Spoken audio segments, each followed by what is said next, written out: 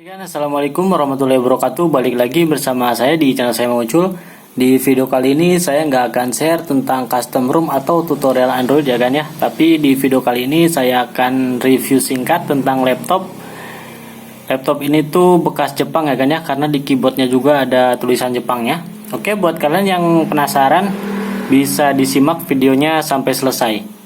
Laptop dengan bodi yang terlihat bongsor ini pada awal rilisnya tidak dijual secara resmi di Indonesia atau hanya dijual di negara asalnya saja. Tetapi sekarang sudah menjadi bekas dan sudah beredar di Indonesia. Apakah laptop bongsor yang satu ini masih layak dan mampu menjalankan aplikasi sehari-hari setelah ia menjadi bekas, dan bagaimana dengan performanya? Oke, langsung aja. Ini dia laptop Toshiba Dynabook B552. Laptop bongsor dari Toshiba yang satu ini adalah seri laptop yang bisa dibilang langka dan mungkin terasa asing atau jarang kita temukan khususnya di Indonesia. Tetapi laptop yang dirilis pada tahun 2013 ini di negara asalnya sana, yaitu negara Jepang, memang sepertinya tidak masuk secara resmi ke Indonesia.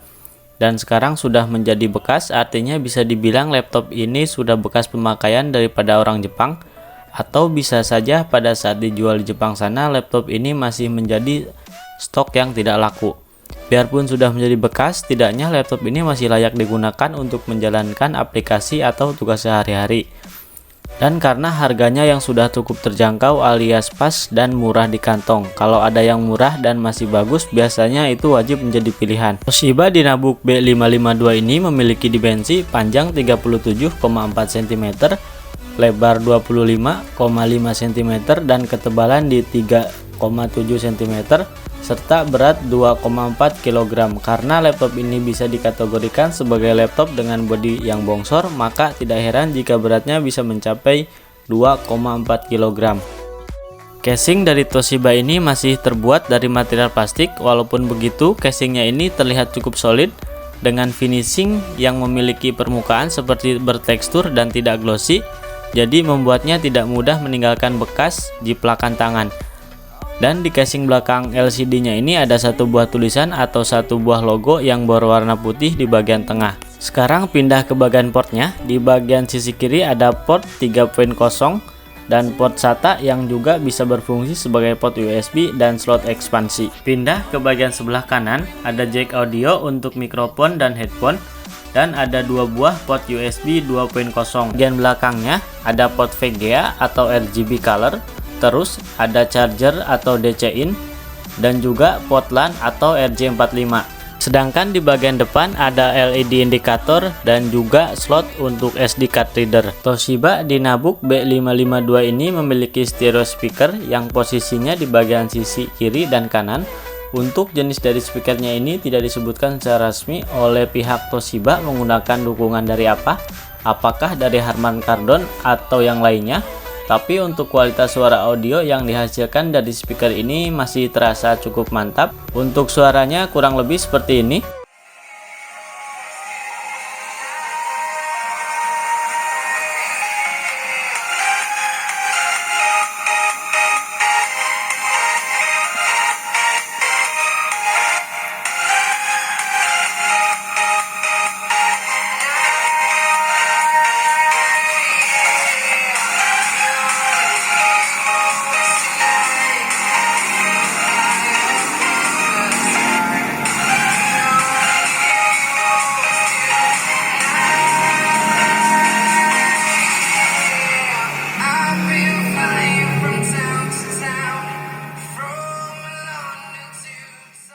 Engsel dari Toshiba ini juga masih terasa sangat kokoh dan tidak ringkih. Pas waktu membuka LCD-nya ini tidak bisa menggunakan satu tangan saja alias harus dengan dua tangan. Selain itu, engselnya ini juga bisa dibuka sampai dengan sudut 180 derajat alias lurus dengan keyboardnya. Jadi cukup memberikan opsi untuk diatur sesuai dengan posisi yang paling bagus, paling pas untuk digunakan mengerjakan tugas sehari-hari, terutama kalau nantinya laptop ini digunakan untuk waktu yang lama. Oke, sekarang pindah ke bagian keyboardnya. Tombol power dari laptop ini berada di bagian atas dengan bentuk yang mengotak dan tidak memiliki LED indikator yang akan menyala apabila laptop dalam kondisi on. Di samping kanan tombol Ada 4 buah tombol shortcut dan 2 buah diantaranya adalah tombol multimedia untuk volume up dan down. Untuk keyboardnya sendiri, di sini tombolnya terlihat cukup besar.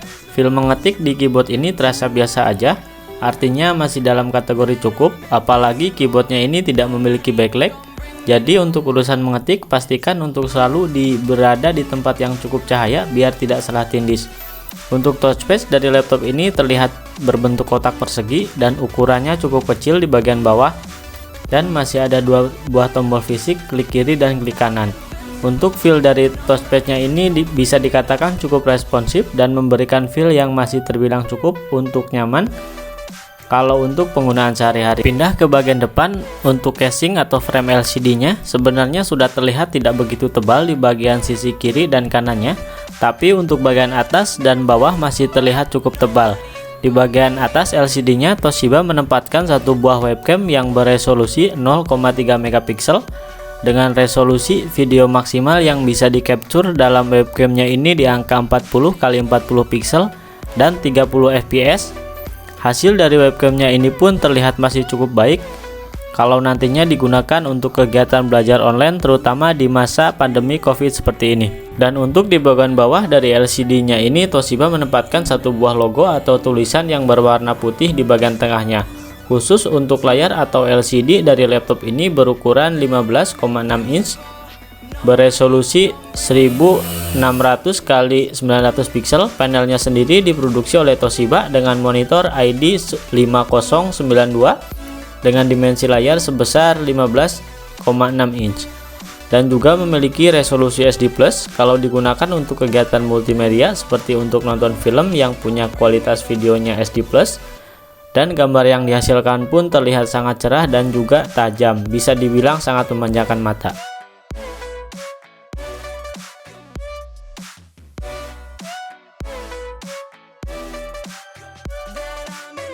Laptop Toshiba Dynabook B552 sendiri memiliki beberapa varian di sektor prosesornya, mulai dari yang Intel Core i3 3120M sampai dengan yang Intel Core i7 3540M, dan untuk unit yang sedang saya videokan saat ini ditenagai dengan prosesor Intel Core i5 3320M, memiliki kode name eFreeBridge, fabrikasi 22 nanometer TDP 35 watt dan clock speednya sebesar 2,6 GHz.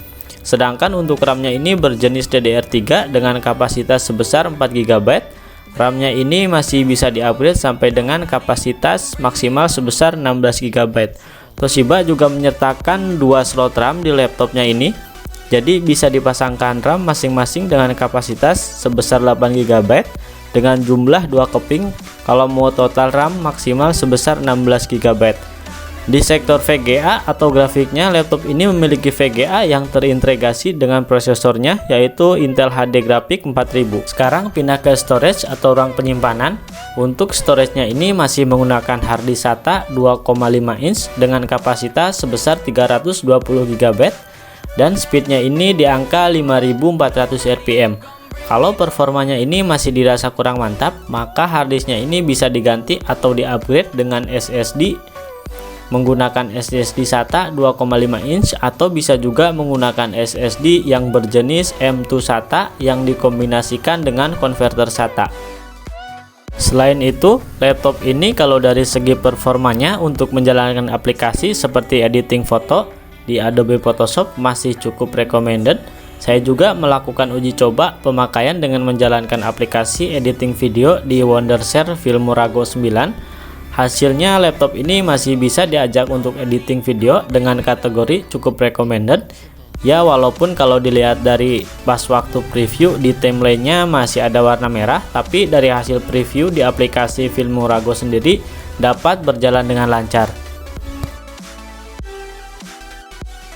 Pindah ke bagian baterainya. Baterai dari laptop ini berjenis lithium ion dengan kapasitas 10,8 volt dan 5200 mAh. Untuk ketahanan dari baterainya ini ketika saya melakukan uji coba pemakaian dengan membuat persentase di aplikasi PowerPoint, mengerjakan makalah atau tugas di aplikasi Microsoft Word, buka YouTube sesekali untuk menonton film dengan resolusi Full HD, serta tingkat brightness layar sebesar 50%. Baterai dari laptop ini masih bisa bertahan 2 sampai 2,5 jam. Baterainya ini juga masih bisa dilepas pasang dengan cukup mudah, hanya dengan menggeser pengunci baterainya, lalu baterainya bisa terlepas.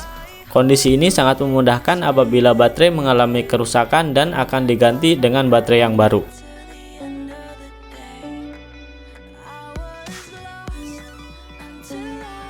Oke, sekarang kita masuk ke bagian kesimpulan.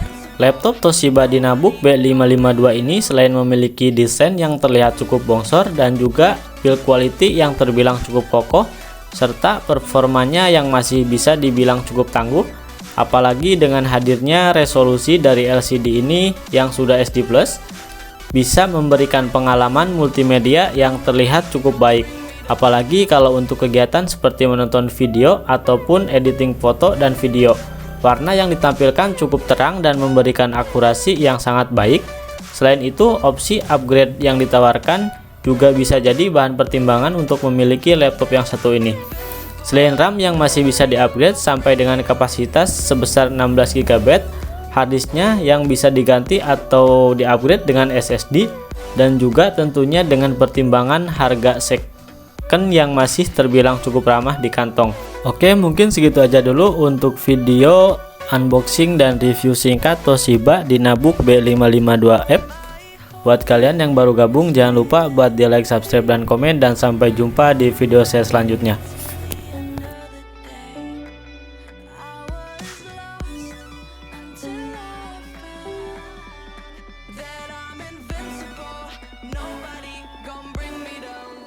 Invincible.